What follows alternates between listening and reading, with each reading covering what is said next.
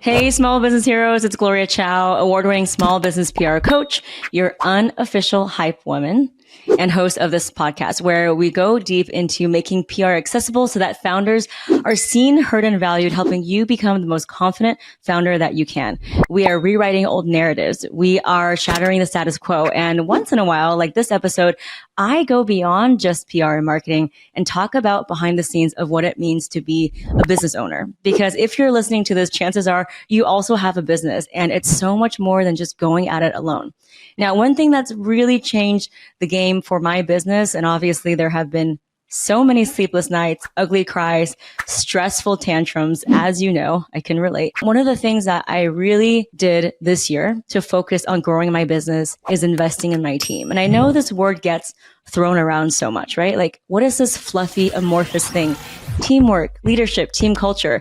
You know, you read about it in textbooks, you've seen all the business titans talk about it, but what does it mean to actually build a team? And if your business is going to grow, there is no way that you can grow without building a team.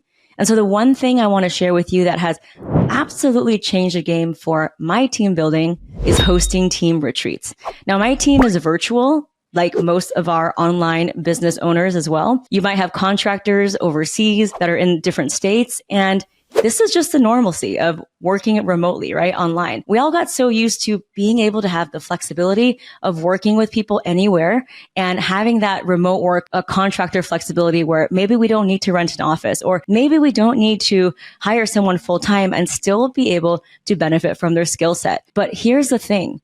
When you work remotely with people from different cultures and backgrounds, and they don't even have to be in a different country, they might have a different belief than you. What matters is getting people together in person. So one of the things that I started to do was fly my team around the world. Yes, around the world, because we have team members overseas and in the US, so that we can meet face to face. This has single-handedly changed the way I thought about how I show up as a leader, to be able to go from just simple transactions of, hey, I'm paying you to do something, do it, to I want to invest in this person in the long term, knowing that there's absolutely no guarantees that they may or may not stick with me. But it's that putting the trust forward. It's that making the time to not only see them in person, but get everyone else who's always on Slack to meet in person. That has fundamentally changed how my business works. Now, obviously, in the beginning, it's very hard if you have a limited budget to fly your team around the world.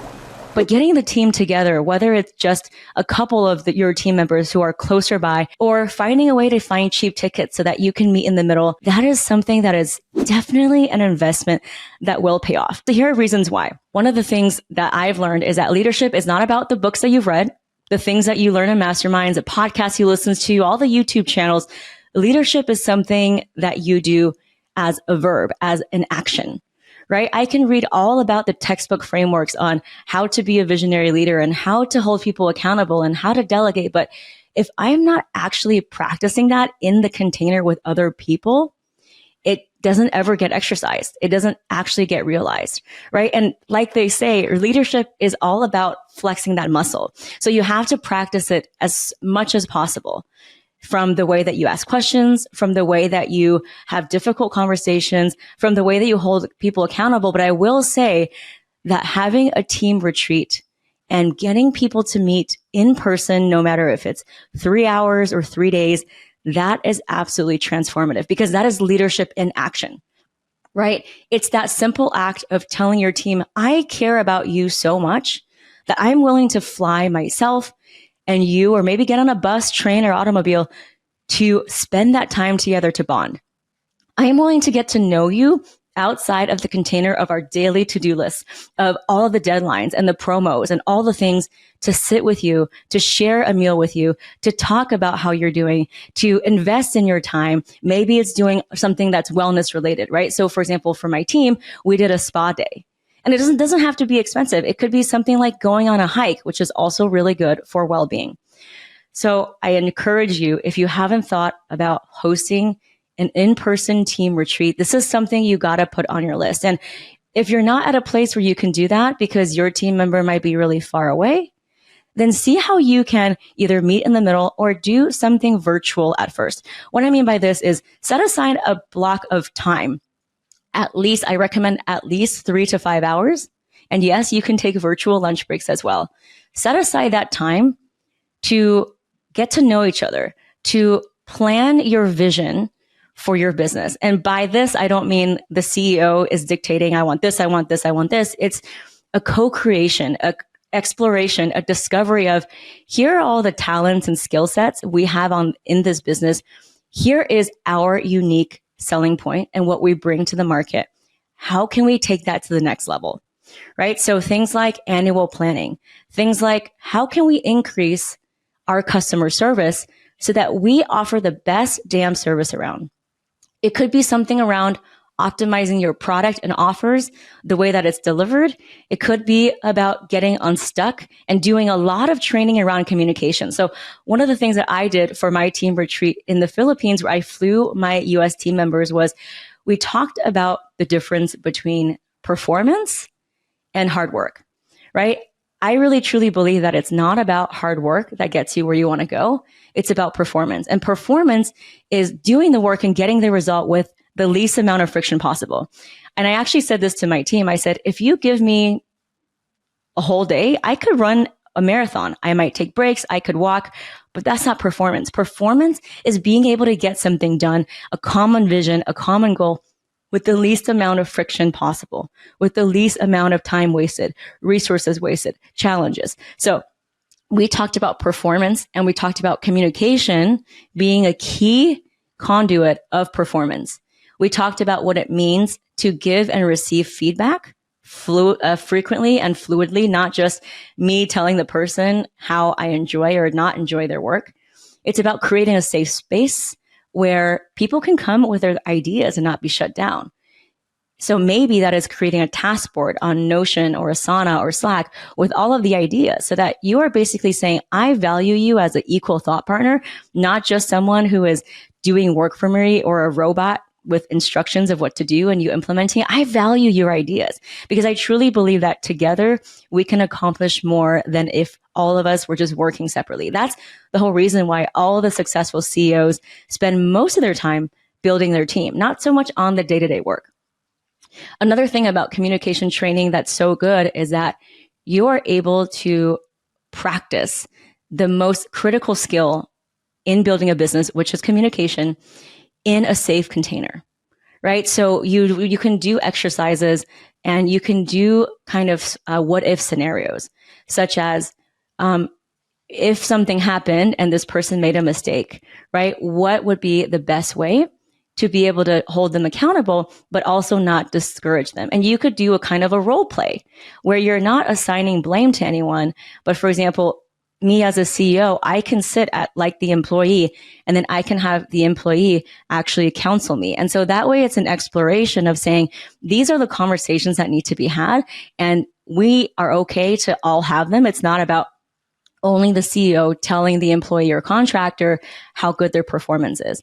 And so I think being on that same level of communication where everyone is responsible for giving and receiving feedback, that creates a culture of safety, that creates a culture of belonging, of emotional security that we know from research is so key to building a successful team. And so that's what we did. We actually had a whiteboard out. We talked about types of difficult conversations that we encounter in the workplace, and that's industry agnostic.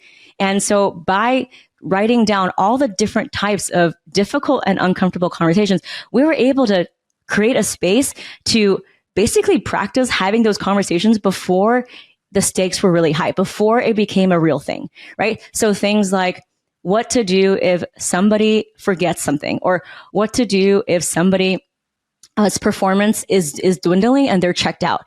How would you approach them? And I truly believe that breakthroughs and transformations happen when you're able to have uncomfortable conversations. I actually told my team, your level of growth and performance is directly related to your ability to have difficult and tough conversations. And it makes sense, right? Because even in my marriage, and I'm sure many of you can relate that are in partnership or have close family friends, your level of being able to relate to someone successfully and get the most out of that relationship is directly related to your ability to have difficult conversations. If everything was pleasantries, how are you? I'm good. Okay, great. There would be no bond. There would be no association. There would be no closeness. And that's what we're trying to build. We are trying to, in this online remote world, build a culture of closeness, of safety, of belonging. And that has to happen when you have difficult conversations. So that's one of the trainings that I did as well. Another thing, if you are going to have a team retreat, is you want to put in time where it's not scheduled, because you don't want to pack the days or day like back to the point where it's emotionally exhausting and there's so much attention demanded from people. You want it to be a balance of hyper focus, but then also giving people the freedom to explore and have fun. So for example, for my team, we scheduled times where we were presenting on a whiteboard, talking about communication, talking about our annual plan. But then I had blocks of time where they could do whatever they wanted. And I think it was so great because they actually went off and bonded on their own while I was catching up on work. And it was this kind of freedom and flexibility that brought a lightness to the whole thing, and not this military-esque schedule of like, okay, we're on a team retreat, you're on my dime, so I own you, right? That is not the energy that is going to foster a good relationship with the people that you work with. Another thing to keep in mind if you do host a team retreat, which I highly recommend, is doing something related to wellness and intention. So I actually hired a meditation facilitator to do a meditation and breathwork exercise, because I realized that if mentally, spiritually, my employees and contractors are constantly overwhelmed and they only feel like I'm making demands at them, the road to burnout is really quick, my friend. But if you invest in your employee and your team's well-being, whether it's going on a nature walk, whether it's giving them books and resources, whether it's asking them how they are emotionally, and giving them the tools to process that and to be in alignment, that will show them so much about how you care and invest in them.